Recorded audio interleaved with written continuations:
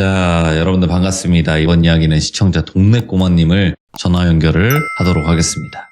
안녕하십니까? 안녕하십니까? 잘 지내셨습니까? 네, 반갑습니다. 동네 꼬마님. 아이고, 반갑습니다요, 돌비님. 네, 지금 눈이 많이 오고 있나요? 첫눈이? 네? 아니, 저 지금 계속 돌비님이 지시하셔서 차랑 길이랑 지금 쓸다 들어왔습니다. 아시지 않습니까? 그러니까 다 하셨냐고요? 지금 방송 중이세요? 죄송합니다. 예. 지배인이라 잘 모르겠습니다. 예. 네네, 알겠습니다. 이미 예, 다 예. 송출이 되어버렸습니다. 이 비밀이. 진짜요? 네, 다 송출이 돼버렸고. 네, 돌비님, 눈 오는데 세차는 좀 너무하잖아요. 세차는 좀. 원래 세차는 물 뿌리고 얼고 다시 하고 계속 반복하는 겁니다. 예. 돌비님, 손에 감각이 안 느껴져요. 자, 오늘 동네 꼬마님께서 세차하시다가 이렇게 전화 받아주셔서 감사드립니다. 네, 감사합니다. 네. 자, 오늘 해주실 이야기는 바로 한번 출발을 해보는 게 어떨까 생각하면서 외쳐보도록 하겠습니다. 렛츠가! 길이십니다. 동네 꼬마예요.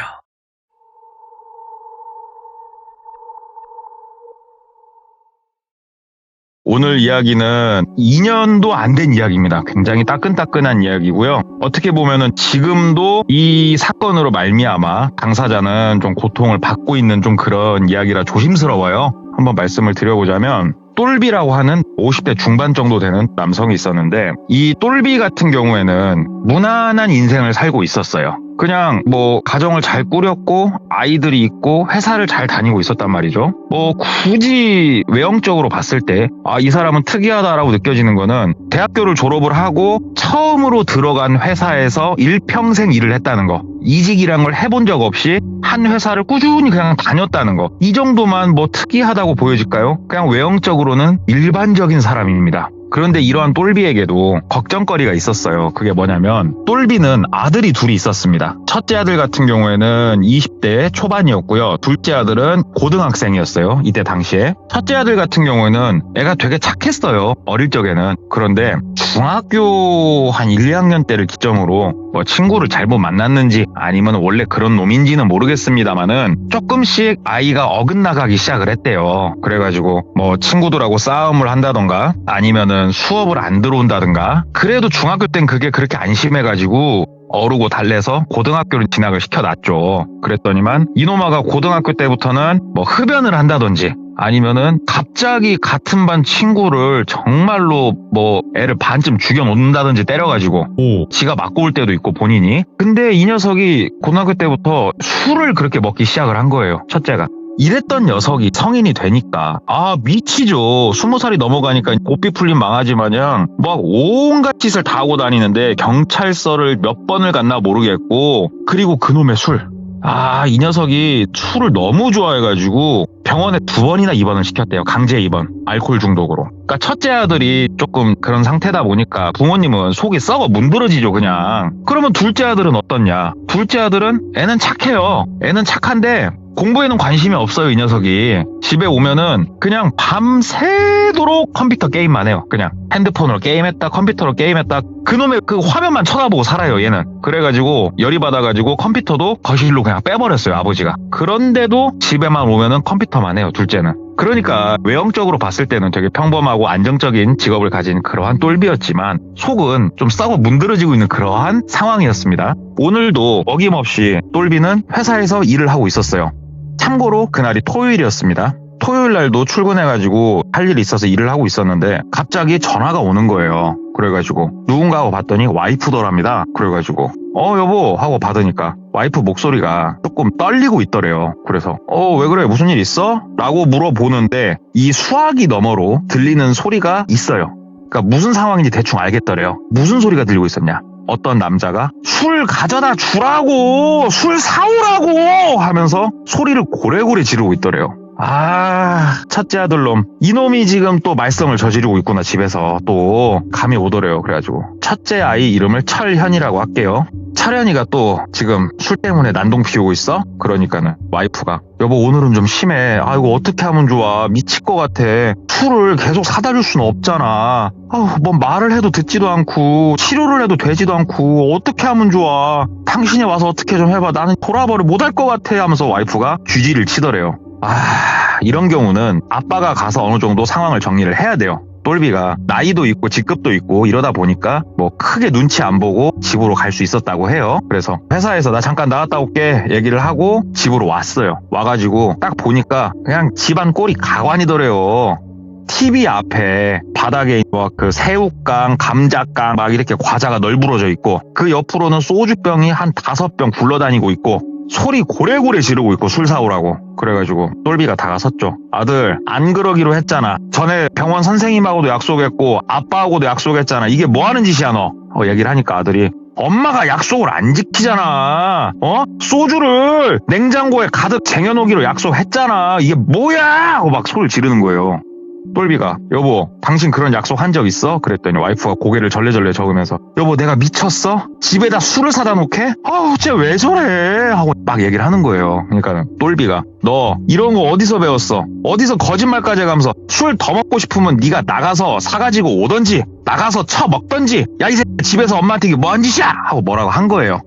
집에 들어오면서부터 똘비의 분노 게이지는 한 93% 정도 차 있었단 말이에요. 뚜껑이 들썩들썩해요. 똘비도 사람인지라. 근데 첫째 이놈이 오늘따라 진짜로 뭘 잘못 먹었는가 그냥 소리 고래고래 지르고 난리도 아니더래요. 그러니까 똘비가 심호흡을 한 5-6번 딱 하고 그동안 2번 정도 입원을 시켰었으니까 얘를 그 의사 선생님들이 해주신 조언들이 있지 않습니까? 알코올 중독은 선생님 이거는 질병입니다. 이거를 질병으로 주변에 있는 가족들이 인정을 해주고 도와줘야 됩니다. 이게 약으로 치료할 수 있는 질병이 아닙니다. 본인의 의지가 제일 중요한 질병입니다. 이것은. 그래가지고 꾹꾹 눌러 담으면서 아들 딱 보면서 아들아 아빠 눈 봐봐.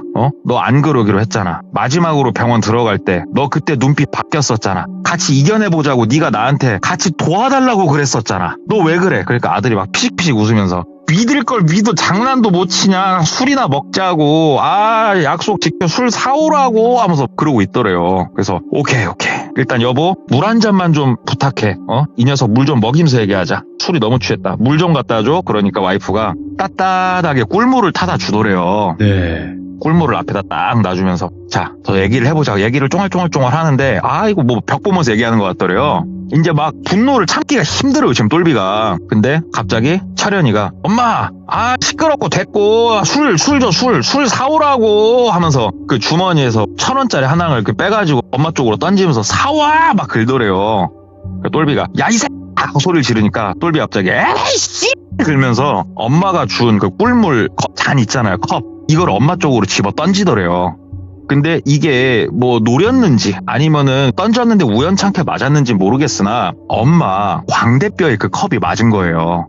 그래가지고 컵이 단단해서 깨지진 않았는데 안 깨진 만큼 엄마한테는 어마어마한 물리적 충격이 가해지는 거죠. 컵을 빡 하고 얼굴에 맞고 그대로 엄마가 막 하면서 바닥으로 주저앉더래요. 예.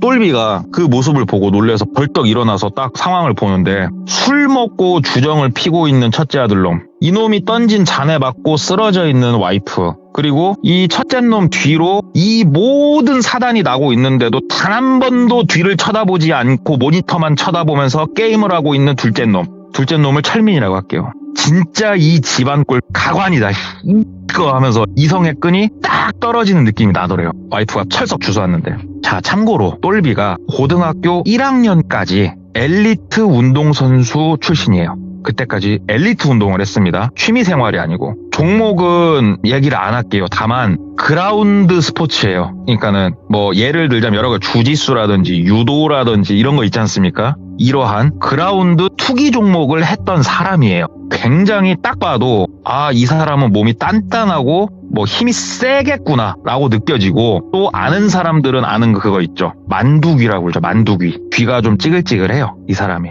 건들면 안 되는 존재예요. 똘비는 사실. 그런 사람이 이성의 끈이 끊어졌어요. 본인이 앉아있는 아들내미 멱살을 잡고 그대로 공중으로 들어 올려서 바닥으로 꽂아버렸습니다. 바닥으로 빡 꽂고 나서부터 후드로 패기 시작을 한 거예요. 아들놈을. 이 천하의 호자식 개노무색 막 하면서 열심히 두드러 패기 시작을 했대요. 그러니까 와이프가 막 다가와가지고 막 말리더래요. 바지를 잡고 여보 그러지 말라고, 폭력은 안 된다고 하는데 똘비가 눈이 돌아 있잖아요. 눈깔이 돌아가지고는 와이프를 툭 밀쳤어요. 막지마! 하면서 탁 밀쳤는데 이게 본인도 힘 조절이 안 되는가 와이프가 우당탕탕 하고 넘어가더래요. 저쪽으로. 이게 뭐 제3자가 멀리서 지켜보면 진짜 콩가루 집안이에요 지금. 막 그렇게 있다가 갑자기 똘비가 머릿속으로 무슨 생각이 드냐. 내 손으로 뿌린 이 악마의 씨앗 같은 내 손으로 이 세상에서 지워야겠다는 생각이 들더래요. 더 이상 내가 이 꼴은 보고 못 살겠다. 그래가지고 그라운드 기술 투기 종목을 연마를 했던 사람이죠 일평생. 딱 아들을 잡아두고 물 뿌리기 시작을 했대요. 기술로. 이렇게 배운 사람이, 그것도 힘이 좋은 사람이 기술을 넣어서 물 뿌면은 진짜 짧은 시간 안에 사람이 기절을 한대요. 바로 하지. 근데 똘비가 그때 머릿속으로 무슨 생각이었냐면은 물 나와서 기절을 시켜야겠다가 아니었대요.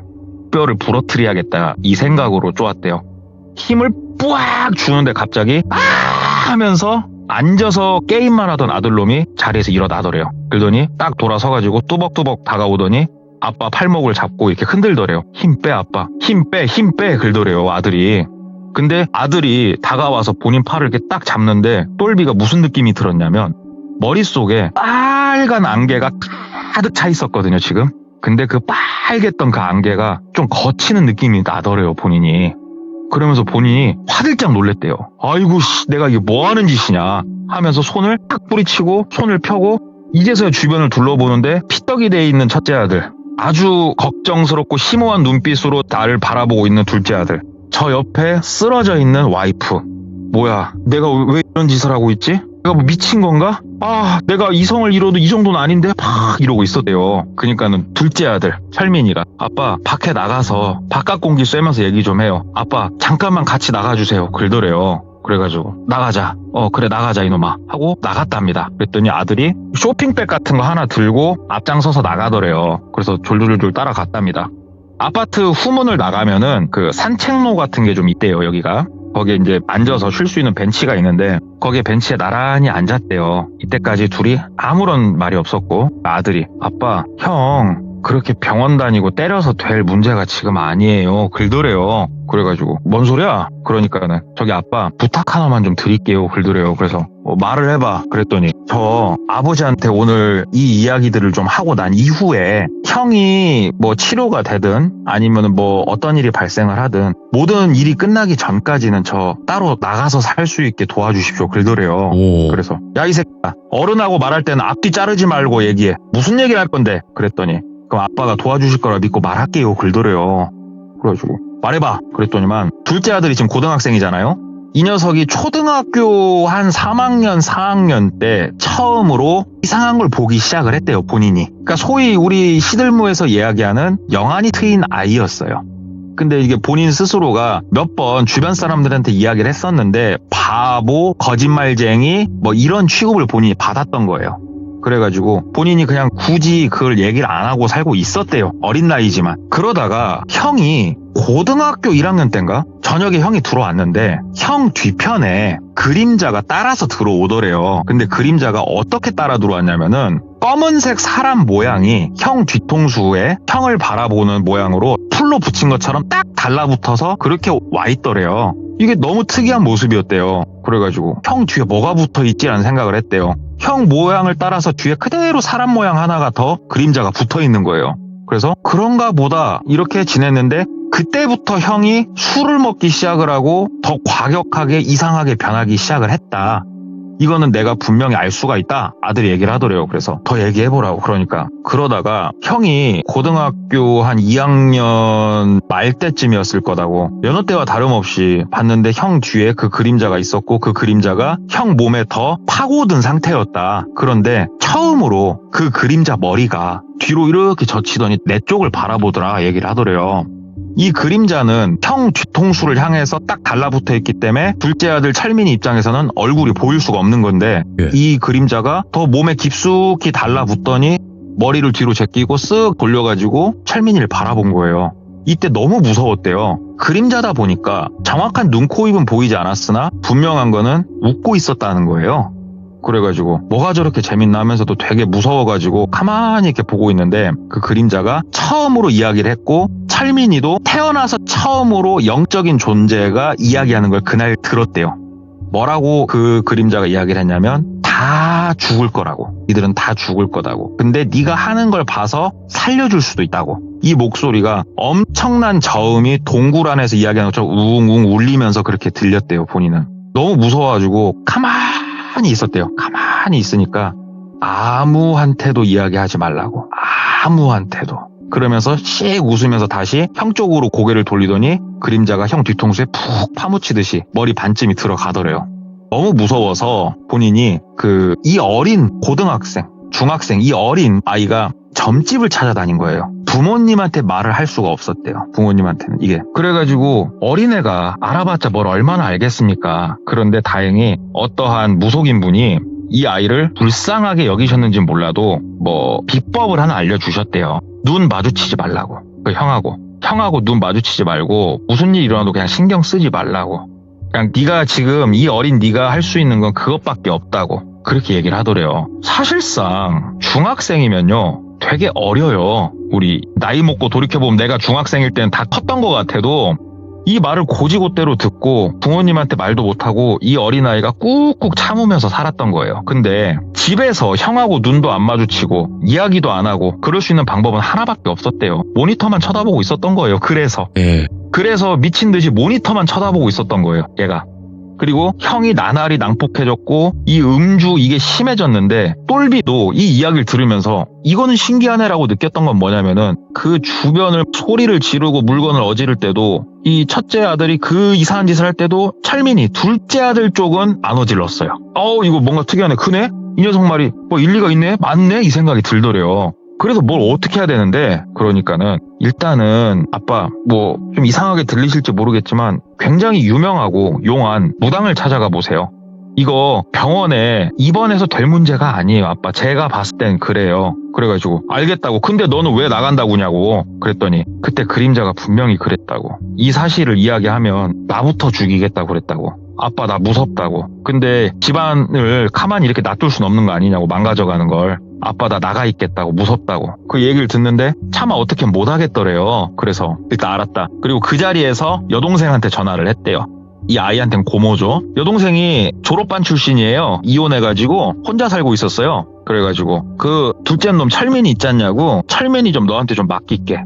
나 집 리모델링 공사 좀 하고 하려고. 학교랑 가는 거 좀 봐주고 내 거 카드 하나 줄라니까 그걸로 애기 밥도 사 먹이고 니도 밥 사 먹고 좀 희라. 이렇게 얘기를 해가지고 그 자리에서 그 여동생하고 쇼부를 마치고 너 그럼 이 길로 가라. 니 거 짐은 아빠가 갖다 줄라니까 너 그럼 가 하고 본인 거 카드를 아들 편에 보냈어요. 그렇게 둘째 아들을 보내놓고 딱 생각을 하는데 둘째 아들이 가면서 똘비한테 쇼핑백을 쥐어줬거든요. 이 쇼핑백 속을 들여다봤더니 뭐가 있었냐. 좀 큰 사이즈의 복조리가 들어있었어요. 복조리 아시죠? 뜰채처럼 생긴 거. 그러면서 아들이 하는 말이 자기도 무서워서 백방으로 알아보다가 구한 아이템이다. 이게 뭐냐 그랬더니 대한민국에서 굉장히 유명한 종갓집에서 쓰던 복조리라 이거예요. 이게 복조리가 애군을 막아주는 그런 효과가 있다라고 얘기를 하더래요. 그래서 안 좋은 기운을 막아주기 때문에 이거라도 집 한쪽에 놓고 엄마라도 주라고 얘기를 하더래요. 그래서 알았다 하고 복조리를 들고 집에 들어갔더니 아들은 뻗어 있더래요. 거실에 뻗어 있고 와이프는 식탁에 앉아가지고 그 얼굴 감싸고 있고 탱탱 부었더래요. 그 컵에 맞아가지고. 그래서 와이프하고 얘기를 했죠. 여보 사실 둘째가 요래조래 해갖고 얘기를 하니까 와이프가 그랬냐고. 그 녀석이 좀 이상한 걸 본다라고도 옛날에 내가 잠깐 생각한 적 있었는데 그냥 그랬나 보네. 혼자 얼마나 그 어린 것이 힘들었을까 하면서 막 울더래요. 그래서 그러면 여보 이게 다른 사람들이 우리를 쳐다봤을 땐 미친놈 같겠지만 한번 무속적으로 한 번은 시도를 해봅시다 라고 얘기를 했대요. 그랬더니 와이프도 해보고 안 되면 다시 병원 다른 데 더 큰 데로 가보자고. 그래서 그때부터 수소문을 시작을 한 거예요. 막 수소문을 하는데 이게 생각보다 찾는 게 어렵더랍니다. 이게 왜 그러냐면은 진짜 용하고 유명하고 이런 사람을 찾아야겠는데 주변에 물어보면은 거기 잘 봐 이러지 거기 대한민국 1번이에요 이렇게 소개를 해줄 만한 사람이 없더래요 주변에. 그래서 이걸 어떻게 해야 되나 하다가 같은 회사를 다니는 과장이 있었는데 회사 사람들하고도 이 어려운 상황에 대해서 믿는 몇몇 사람들하고는 저녁에 소주 한잔 하면서 터놓고 얘기를 했어요. 얘기를 좀 하니까 내가 한 명 소개를 해주겠다. 되게 유명하고 진짜로 잘 본다고 하더라. 그리고 소위 말하는 퇴마에 특화되어 있는 무당이라고 한다. 그래서 소개 한번 해줘봐라. 그랬더니 차 타고 한 1시간 정도 그렇게 멀지 않은 거리에 그분이 계시더래요. 무당이. 그래가지고 전화를 하고 사정 설명을 하고 이야기를 해가지고 2주 정도 있다가 그 무당을 만나게 됐대요. 그래서 2주일 동안 와이프는 그 여동생 집에 보내놨대요. 그래서 철민이하고 같이 생활할 수 있게 보내놓고 똘비가 이제 첫째 아들 케어를 한 거죠. 다 큰아들이니까 크게 케어할 건 없었지만 2주간 그렇게 아슬아슬한 시간을 보내고 첫째 아들을 데리고 간 거예요. 철현이를 데리고 딱 가가지고 무당 앞에 앉아가지고 막 얘기를 하는데 무당이 한참 들여다보고 신기 있는 무당이니까 사주팔자를 푸는 무당이 아니니까 크게 묻는 것도 없더래요. 이렇게 하더니 입을 떼더랍니다. 야, 이거 귀신이 씌어도 단단히 씌었다. 니네 가족 다 죽을 뻔했다. 이 귀신이 니네 집에 들어와가지고 니네 집에 있는 좋은 기운이랑 기운은 지금 골수 끝까지 쪽쪽 빨아먹고 있는 형국이고 이 기운이 닿으면은 니들 다 죽이고 다른 집으로 넘어갈 거다 이놈. 그러면서 막 이다 막 소리치는 거 있지 않습니까?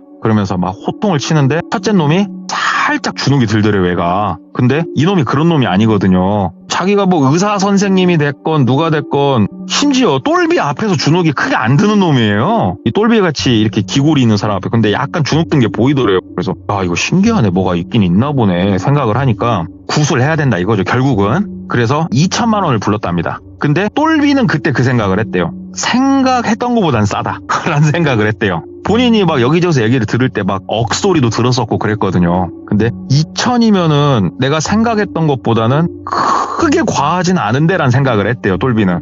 그러면서 구술 한번 할 거고 굿이 끝나고 2주일 정도 내가 이 아이를 데리고 있을 거라고 무당이 얘기를 하더래요. 그래서 그러시라고 그래가지고 약속한 날짜가 됐고 구술했답니다.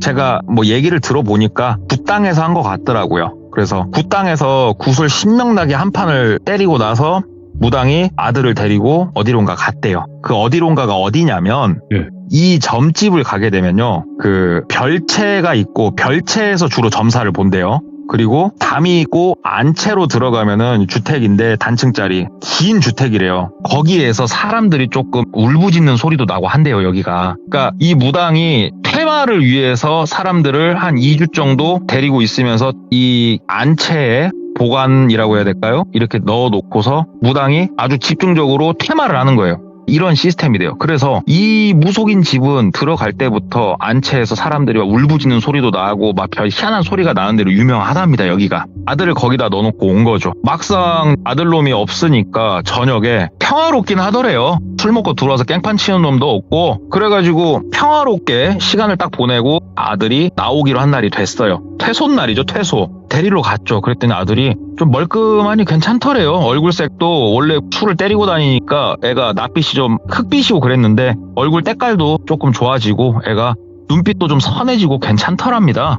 그래서 가가지고 철현아 아빠다 어때 좀 괜찮니? 그러니까는 철현이가 아빠 미안해요 글더래요. 그래가지고 무당을 이렇게 보니까 무당이 끄덕끄덕 하더랍니다. 그래서 아 선생님 너무 감사합니다. 선생님 너무 감사합니다 하고 철현이를 데리고 집에 왔어요. 집에 와가지고 며칠 데리고 있었죠. 그런데 철현이가 상태가 좀 이상해요 얘가. 그러니까 무당이 얘기를 했어요. 퇴마를 하면서 이렇게 타격이 있을 수가 있다. 그러니까는 군데군데 좀 멍이 있을 수는 있다. 솔직히 말해서 이게 뭐 뼈가 부러진다던가 근육이 파열되는 이런 건 아니다. 그러니까는 그런 걱정은 하지 마라. 애초 양해를 구해놨었기 때문에 이게 보니까 군데군데 멍 흔적은 좀 있더랍니다. 아이고 고생이 많았네 정도만 생각을 했는데 이 녀석이 이렇게 오들오들 떨어요. 오들오들 막 떨고 그 다음에 멍하니 앉아갖고 벽을 쳐다보면서 가만히 있던지 아니면은 갑자기 밥을 막 때려 넣다가 토한다든지 아니면은 한 20시간 이상을 노브레이크로 그냥 잠만 잔다든지 정상은 아니잖아요 지금 이 모습들이.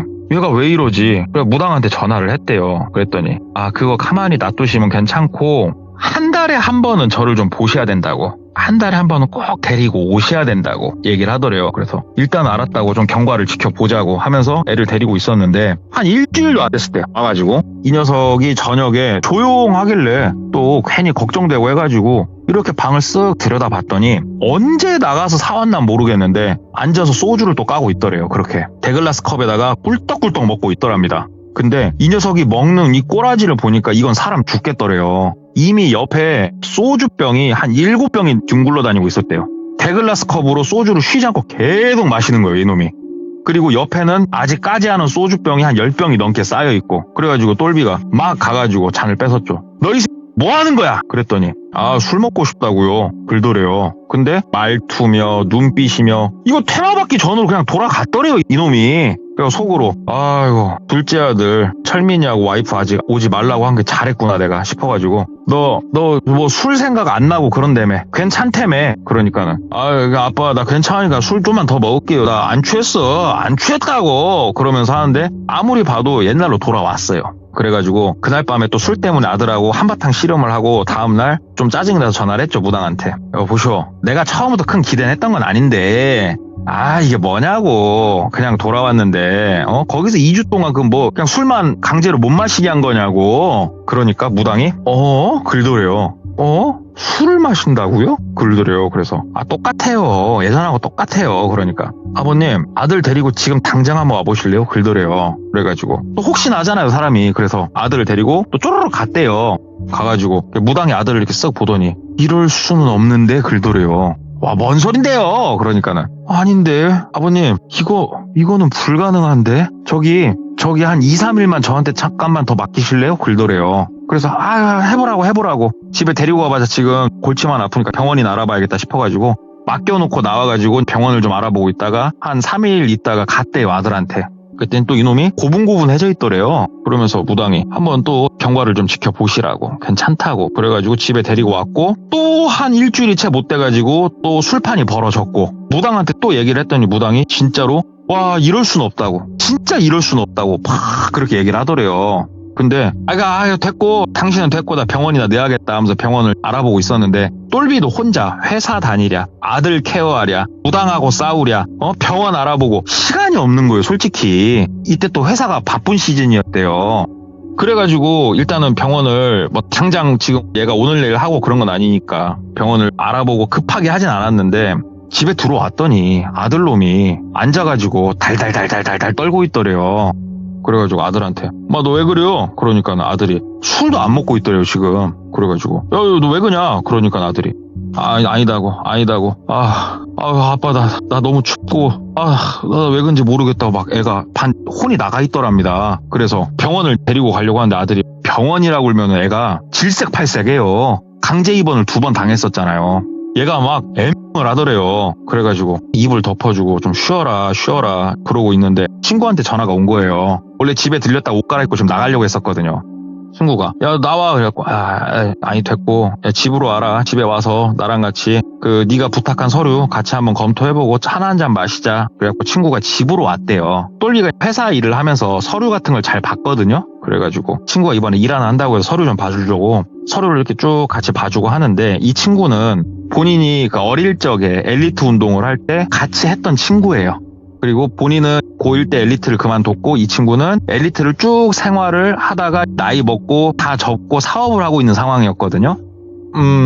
조금 이 친구는 어둠에 가까운 친구예요. 그 성향 자체가 좀. 그 친구가 집에 와가지고 같이 일을 봐주고 이렇게 하는데 그 친구가 야 아들놈 왜 이렇게 앓는 소리를 해? 뭔 일 있냐? 집은 꼴이 왜 이러냐? 좀 치우고 살아라 임마. 너 원래 안 그러잖아. 그러니까는 야 내가 쪽팔려서 말 안 했는데 쪼르륵 얘기를 한 거예요. 그러니까는 친구가 아들 방으로 들어가더래요. 그러면서 아들 여러 번 봤으니까 엄마 삼촌 왔어. 야 너 뭐해? 아들 꼬라지를 이렇게 보더니 딱 나오더래요. 친구를 정팔이라고 하면은 정팔이에게 나오더래요. 그러더니 야 똘비야 야 네 아들 왜 좀 상태가 많이 안 좋다? 그러니까 정팔아 몰라 무당집 갔다 온 이후로는 지금 더 잘났어. 얘기를 하니까는 야 그게 아니고 네 아들 술만 먹은 거 맞아? 그러더래요.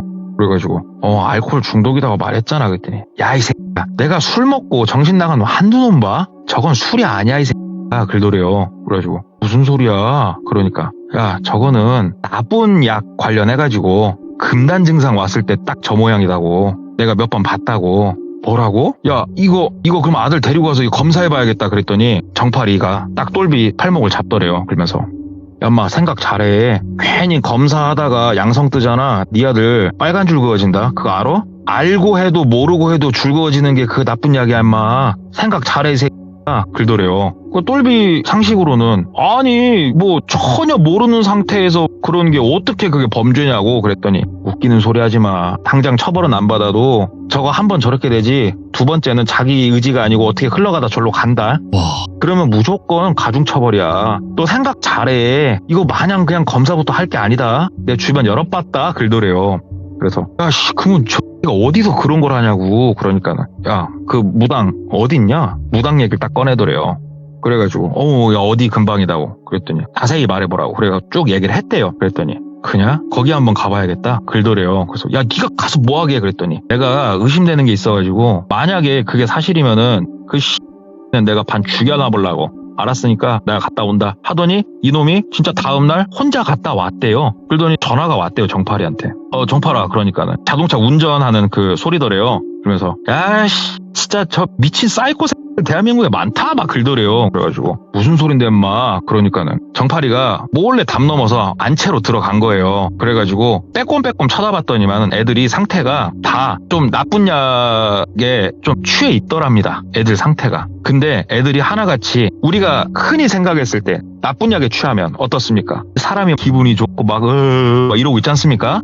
반대로도 만들 수 있대요. 사람을 매우 극강의 공포로도 몰아넣을 수 있대요. 그러니까 맨정신으로 느낄 수 없는 공포를 느끼게도 해줄 수 있답니다. 그게 상황을 교묘하게 만들 수만 있다면 애들을 그렇게 만들고 있더래요. 그러면서 하는 말이 야 저기서 한번 저걸로 나쁜 약으로 세뇌 딱 당하잖냐? 쟤네 뭐 점쟁이가 한 달 얘기했지 한 달까지 못 갈걸. 그 전에 울고 불고 그래가지고 점쟁이한테 다시 가갖고 내 새끼 살려달라고 나 살려달라고 빌게 될걸 사람이. 그럼 가면 점쟁이가 뭘 줄 것 같냐? 또 공포와 함께 약을 줄걸? 죽을 때까지 내가 가지고 있는 돈이 마를 때까지 아마 돈 갖다 바치게 될 것이다 글더래요. 그래가지고 야 그럼 이거 신고를 해야 될 거 아니냐 그랬더니 정파리가 야 이거 쌍 진짜 어렵다 글더래요. 그래서 뭐가 어려운데. 그러니까는 저 무당놈 잡혀갖고 처벌을 무조건 받아야지. 근데 네 아들 어떻게 하냐? 딸려 들어갈 건데 무조건 네가 선택해라 인마 글더래요. 그래가지고 밤새도록 고민을 했대요.